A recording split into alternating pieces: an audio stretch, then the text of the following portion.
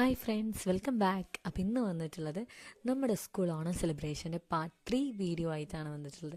നമ്മൾ കഴിഞ്ഞ വീഡിയോയിൽ നമ്മുടെ ഫുഡ് ഉണ്ടാക്കുന്ന ചേട്ടൻ്റെ വീഡിയോ വെച്ചിട്ടാണ് അവസാനിപ്പിച്ചത്. അപ്പോൾ നമുക്ക് ഒരുപാട് ഐറ്റംസ് 19ഓളം ഐറ്റംസ് നമുക്ക് ഫുഡിന് വന്നിട്ടുണ്ട്. നമുക്ക് ചോറ്, സാമ്പാർ, പച്ചടി, കിച്ചടി, പൈനാപ്പിളിൻ്റെ സാലഡ്, അച്ചാർ, പപ്പടം, കൂട്ടുകറി, അവിയൽ, പായസത്തിൻ്റെ കാര്യം ഒരു രക്ഷയും ഇല്ല കേട്ടോ. അടിപൊളിയായിരുന്നു എന്നുള്ളതാണ്. പായസം ഉണ്ടാക്കുന്ന ടൈമിൽ തന്നെ നമ്മുടെ മണിയേട്ടൻ പറഞ്ഞിരുന്നു അതിന് എത്ര ലിറ്റർ പാല് വേണം, 5 മണിക്കൂർ, അതിന് തന്നെ പായസം മാത്രം ഉണ്ടാക്കാൻ വേണ്ടി 5 മണിക്കൂർ ആവശ്യമാണ് എന്നൊക്കെ പറഞ്ഞിരുന്നു. അപ്പോൾ നമ്മുടെ ഫുഡ് ഐറ്റംസ് സ്റ്റാർട്ട് ചെയ്തത് നമ്മുടെ KG ക്ലാസ്സിൽ നിന്നാണ്. KG സെക്ഷനിലാണ് നമ്മൾ ആ ഒരു ഫുഡ് ഐറ്റംസ് തുടങ്ങിയിട്ടുള്ളത്.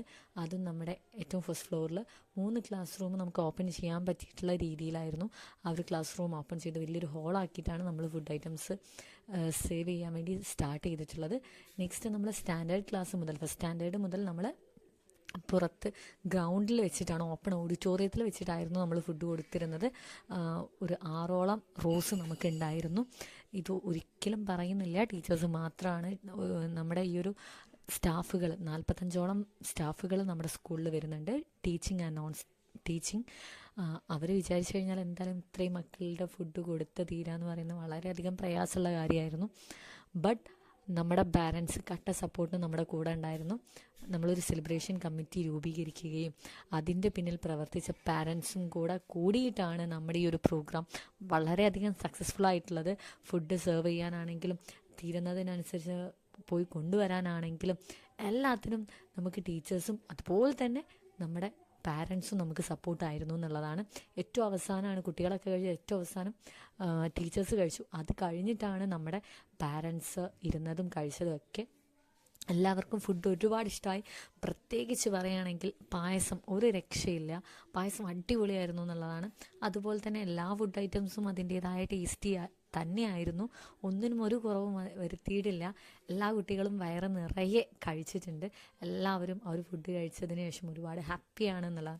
നമുക്കെല്ലാവർക്കും ഫുഡ് കഴിച്ചു കഴിഞ്ഞാൽ ഒരു ഇതുണ്ടാവില്ലേ, കുറച്ച് റെസ്റ്റ് എടുക്കാം, കാരണം നല്ല അടിപൊളി സദ്യ കഴിച്ചു കഴിഞ്ഞാൽ ഒരു കഴിച്ചതിൻ്റെ ഒരു ക്ഷീണം ഉണ്ടാവില്ല.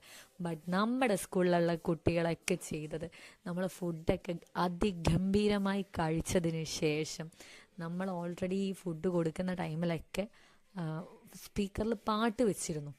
ആ ഒരു സ്പീക്കറിൽ പാട്ട് വെച്ചതും മക്കളെല്ലാവരും തന്നെ അടിപൊളിയായി ഡാൻസ് കളിക്കുകയായിരുന്നു. ആർക്കും ഒരു ക്ഷീണമോ ഒന്നും തന്നെ ഉണ്ടായിട്ടില്ല.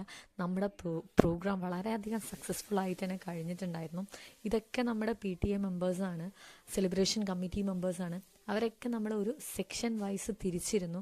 ആരൊക്കെ എവിടെ നിൽക്കണം, എന്തൊക്കെ പണികൾ ചെയ്യണം, അതൊക്കെ നമ്മളൊരു മീറ്റിംഗ് സെറ്റ് ചെയ്ത് കഴിഞ്ഞൊരു വെള്ളിയാഴ്ച, പ്രോഗ്രാം നടക്കുന്നതിൻ്റെ മുന്നേ ഉള്ളൊരു വെള്ളിയാഴ്ച എല്ലാ പാരൻസിനെയും വിളിച്ചൊരു മീറ്റിംഗ് നടത്തി ഓരോരുത്തരും എന്ത് ചെയ്യണം, എങ്ങനെ ചെയ്യണം, എപ്പോഴൊക്കെ വരണം എന്നുള്ളതൊക്കെ സെറ്റ് ചെയ്തിട്ടാണ് നമ്മൾ ഈ ഒരു പ്രോഗ്രാം കോർഡിനേറ്റ് ചെയ്തത്.